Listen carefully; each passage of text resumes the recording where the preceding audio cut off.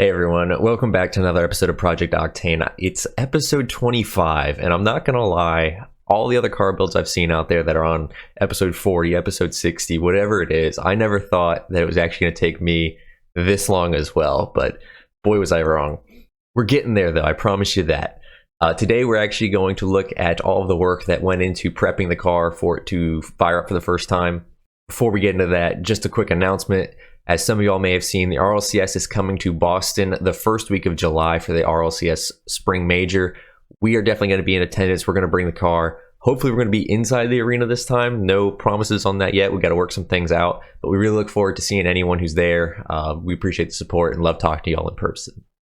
Back to today's video though, we're going to pick up with the engine in the back of the car. We've got the carburetor on the table ready to be rebuilt. We're also going to move over the exhaust, the wiring harness, some of the driver controls later on. Now I have a very particular set of skills. Skills in which rebuilding and balancing a carburetor are not included. So I watched some YouTube videos, downloaded the factory maintenance manual and undid a couple screws, and came to the conclusion that this is, in fact, a carburetor. And based on these historic findings, I decided to call my friend Chris over to help me out some. Now, in all honesty, the disassembly and cleaning of the carbs is not that difficult, but it's nice to have someone to help out who's done it a couple times before.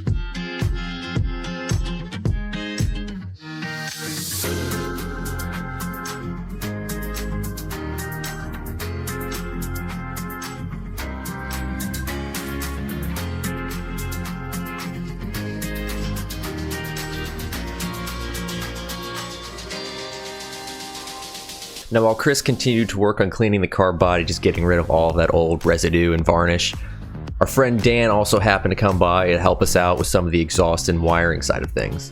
The exhaust in particular had to be modified, as the stock exhaust, when it runs under the engine, it kind of kicks back up onto the side of the bike.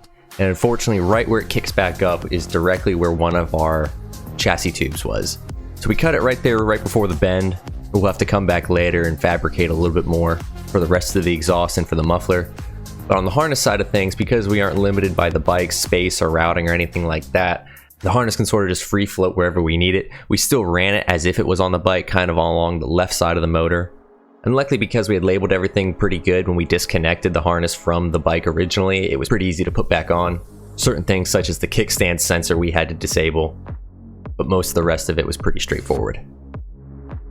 Eventually we'll have to switch all the controls over from the handlebars into something we can actually use, but for the time being, we're good leaving them as is. Back on the carb side of things, Chris had finished cleaning everything and we were ready to reassemble. Now technically you can break the carbs down even further into each individual one, take them off the rail here, but that just wasn't something that we thought we really needed to do. We knew the bike ran prior to all this work, so it was more so just a little bit of a tune-up and not a complete overhaul. We did have new gaskets, jets, and hardware, so that should make a difference as well.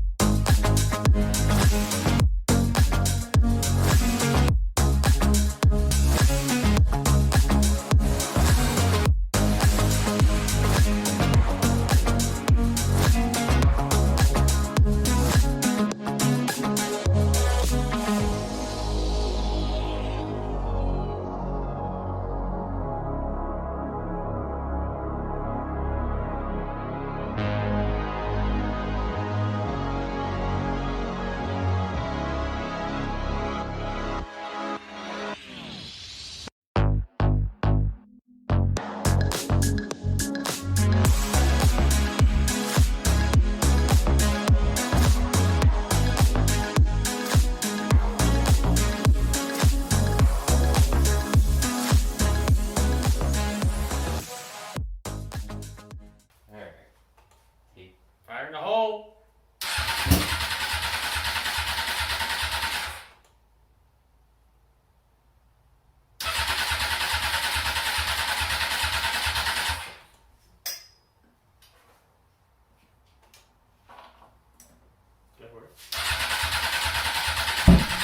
Oh boy.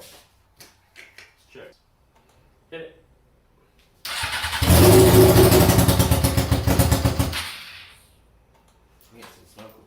Yeah, it's just fluid. Yeah, I'm not sure it's getting fuel. You want to switch it to the reserve position? Yeah. Alright, we're up. And fire the hole.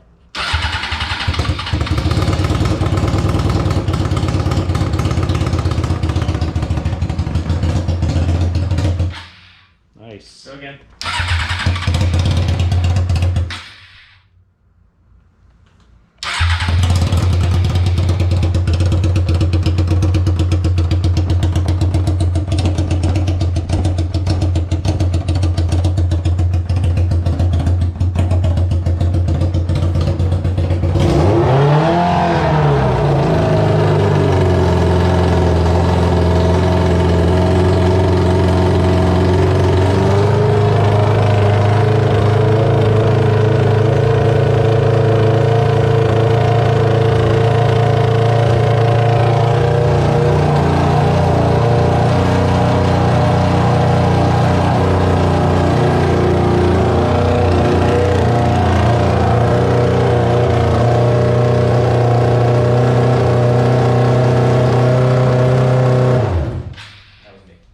Nice. Whew. She's sure still smoking. Yeah. And with the sound of 115 gas-guzzling horses, the Octane officially comes to life. That wasn't enough for me. Next morning, got up, got her out of the garage, and fired her up one more time.